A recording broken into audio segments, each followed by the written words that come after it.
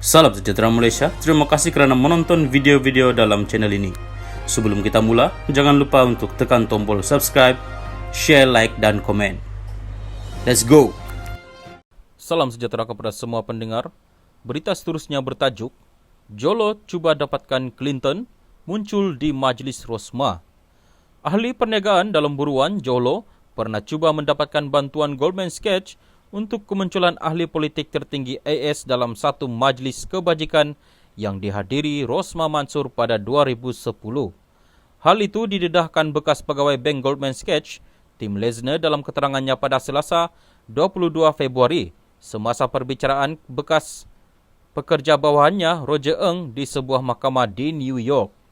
Pendakwa raya Drew Roll menunjukkan kepada mahkamah satu email daripada Jolo yang dimajukan kepada Lezner oleh Ng.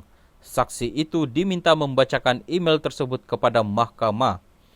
Dia tulis, "Hai Tim, inilah acara kebajikan yang Joe minta bantuan kita itu.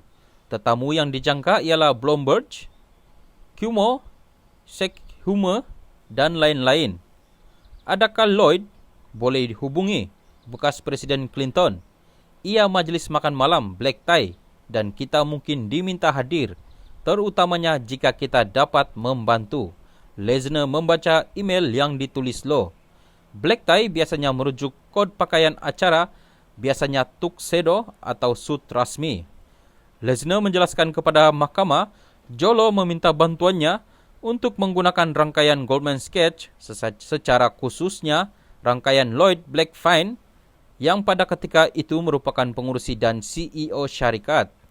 Jolo mau Blankfein untuk berhubung atau secara asasnya mendapatkan Presiden Clinton untuk menyertai acara buat wanita pertama Malaysia ini dalam apa cara sekalipun, katanya.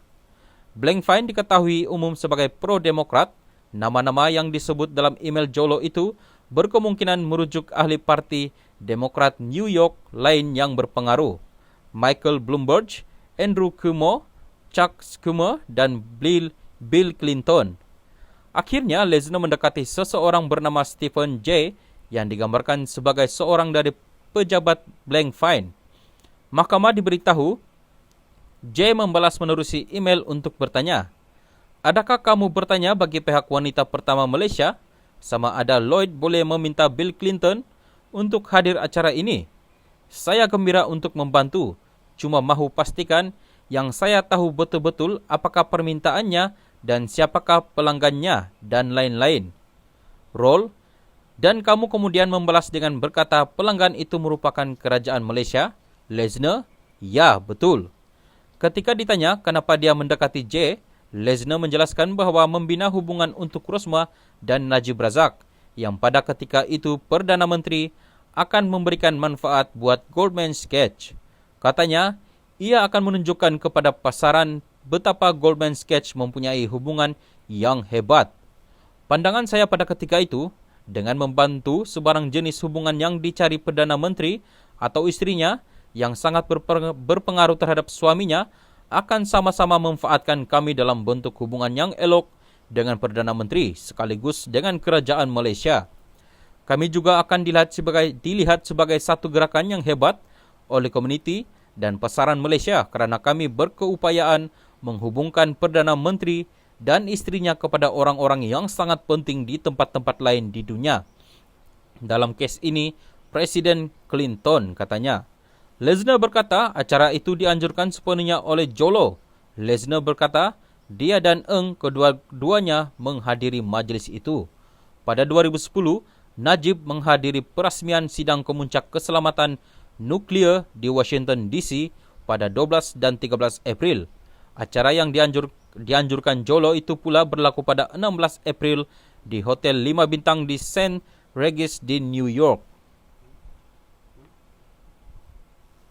Acara itu kurang mendapat perhatian media Malaysia, bernama melaporkan yang Rosmah menerima anugerah keamanan dan keharmonian antarabangsa daripada Majlis Perniagaan bagi Persefahaman Antarabangsa BCIU AS semasa majlis di St. Regis itu. Akhirnya, laporan mendedahkan bahawa bintang Hollywood Robert De Niro, Charlize Theron dan Amy Rossum turut hadir. Pemenang Oscar James Fox menjadi pengacara majlis dan menurut beberapa laporan turut berduet bersama Rosmah. Namun, tidak dapat dipastikan apakah nama-nama ahli Demokrat New York yang disebut dalam email Jolo turut hadir atau tidak.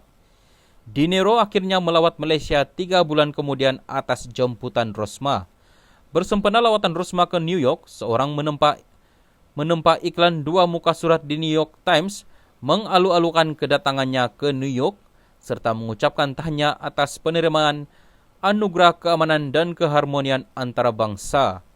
Menurut Nat Grab, NYT pada mulanya memberitahu mereka yang iklan itu dibayar oleh kerajaan Malaysia. 2 minggu kemudian, Nat Grab menyiarkan satu lagi artikel tentang NYT menarik balik kenyataannya dan berkata bahwa iklan itu dibayar oleh keluarga dan rakan-rakan di USA dan Malaysia. Pada 1 Julai 2010, ahli Parlimen Padang Serai ketika itu, N. Gobla Krishan, mengadu bahawa pejabat Perdana Menteri mengelak soalan bertulisnya bagi mendapatkan perincian kos dibelanjakan untuk lawatan Rosmah ke AS itu.